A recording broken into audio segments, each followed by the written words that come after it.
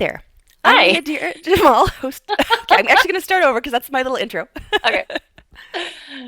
Hi there. I'm Nadira Hi. Jamal, hostess of the Belly Dance Geek Clubhouse online radio show, and welcome to this special interview series with some of the instructors from the 2015 Las Vegas Belly Dance Intensive. The intensive, now in its final year, will be held September 10th through 13th at the Flamingo Hotel and Casino in Las Vegas. To make sure that you don't miss out on this epic event, visit bellydanceintensive.com. My guest today is Nadira from Seattle, who will be teaching 8-count modern Egyptian combinations. Nadira began her journey as a performer at 6, with a background including ballet, jazz, and hip hop. She was introduced to Middle Eastern dance after a car accident for physical therapy, and since then Nadira has been crowned 5 times, is featured on Iamid, Cheeky Girls, and Pico DVDs, and has her own full-length instructional DVD. You can check her out at nadira.com, and let me tell you, I am jealous because she got to that domain name before I did. But I'm still really glad to have you on the show today, so thanks for joining me, Nadira. Thank you. Well, we have the same name, so we are kindred just on that alone. Exactly. So tell us about the workshop that you're going to teach at the intensive. Well, it's listed for advanced, but how I usually teach is I teach in layers. So depending on where you're at in the dance, I always start with the feet and then continue to add the layers based on what your brain or your dance body can take in. So even if you're a beginner to intermediate dance, you can still get something out of it. You just may not necessarily add all of the layering and the depth of the dance to that. So then that way you can choose how simple or complex you want to do the combinations. Mm-hmm. And can you tell us a little bit about what you're going to be covering? My style is a lot of, because I have the jazz and the ballet and the hip hop background, I have a lot more of the American cabaret style to me. But I also studied intensely in Egyptian styling. So the combinations will be, you can take them either for fast music, slow music. I'm going to put them together in a choreography, but you can take the combos and apply it to any of the music that you like. So the whole goal, at least what I'm hoping is the goal, is that you can take the combinations and take them and apply them and make them yours and individualize it to make it however your body wants to flow with it. And you can take or leave what you need behind. So it sounds like you focused on really versatile material that can be Yes. applied in a lot of different situations, as opposed to a choreography that only goes with this particular recording of this particular song.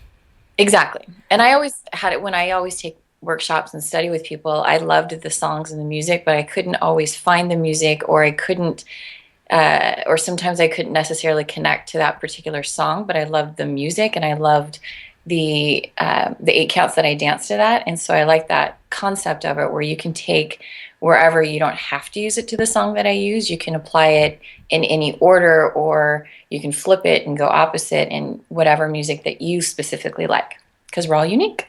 Excellent. Well, it sounds like that's a really good skill set to have is, whether you're improvising or creating a choreography, sometimes just having versatile chunks that Yes. will go with just about anything can be a really helpful way, either to just, have material that you can draw on, but also sometimes I found it really helpful to take an existing combination and almost take it as a challenge. Well, how can I make this fit with this phrase of music? How do I have to change it? What has to, Exactly. how do I customize this? And besides being a helpful way to come up with material, I always find that a really helpful exercise in musicality, right? What Exactly. doesn't fit and what does is useful. Exactly. And then I also, with my girls, I get them started with thinking movement, where just you had to do something as simple as a basic Egyptian, which allows your brain to catch up, but you're still doing a dance movement, but it allows you to kind of shut that off and figure out where you're at in the dance when it leaves, if you have all of these nerves. And then the next step up is thinking 8 counts. So learning how to connect the movement together and how to travel and get from one place of the stage to the other, or kind of switching it up. And so I found that having those 8 counts that you can insert there, it opens up your ability to where you can do improv, you can do the 8 count itself, you can flip it around. Because I don't like to get cornered into a specific 8 count that I have to do something in this specific moment. I want to be able to feel it and go with what goes on in my head in that specific moment. Mm-hmm. And besides, all the things that you've already mentioned, are there any other benefits of, having these ready to go combinations? I think it's good in the sense where, especially when you begin dancing, you have all of this nerves and adrenaline, and it takes time to flip and change the adrenaline or into the nerves into the adrenaline. And having things like thinking 8 counts allows you to do something in the dance realm without having to come up with it in the moment. The same thing is when you're practicing, you may come up with this amazing magical movement, but the second you hit the dance floor, your brain sometimes takes a vacation and you don't know what to do.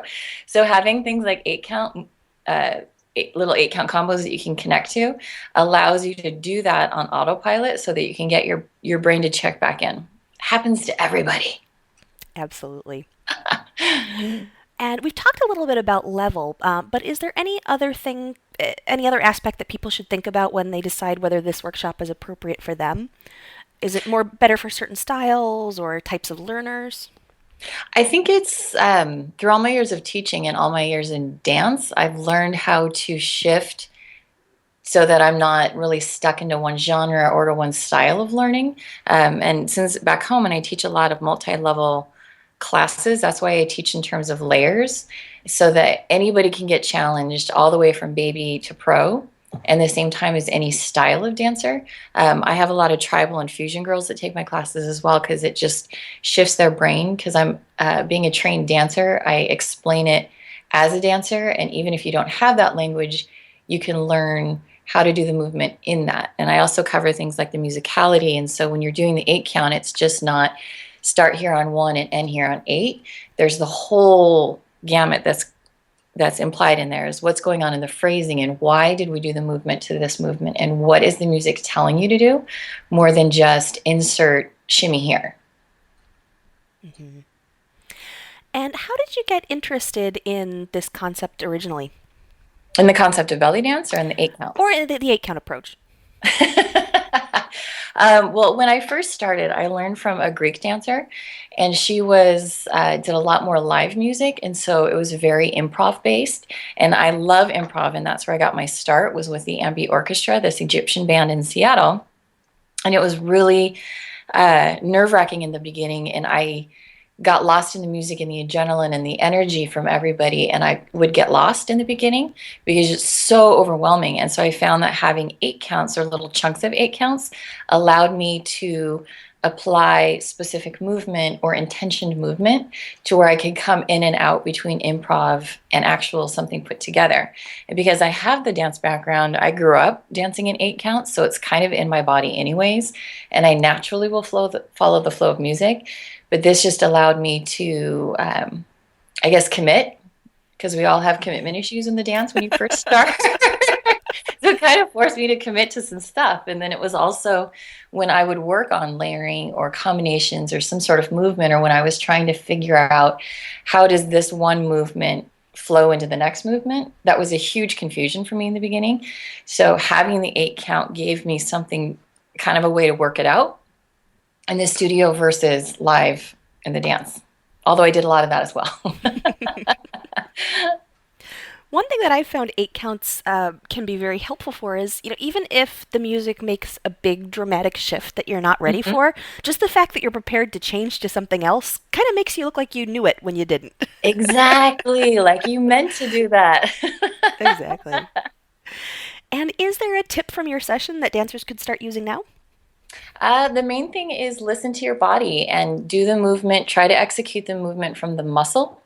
And as you do something like a rib cage slide, instead of pulling it from the actual rib cage, try to pull it from the side obliques and contract that motion to the side. And then feel, so if you do a rib cage slide to the right, then you're going to pull from your left oblique. So if you want to go from that to another movement, stay in that contraction and then feel where can you go from there. Is that into a kind of a cross touch? Or are you going to throw yourself into an arabesque? And see how your body wants to go, and then trust and let the upper half of your body kind of follow what the lower half is doing. And you'll, before too long, come up with magical 8 counts. Well, thank you so much for joining me, Nadira.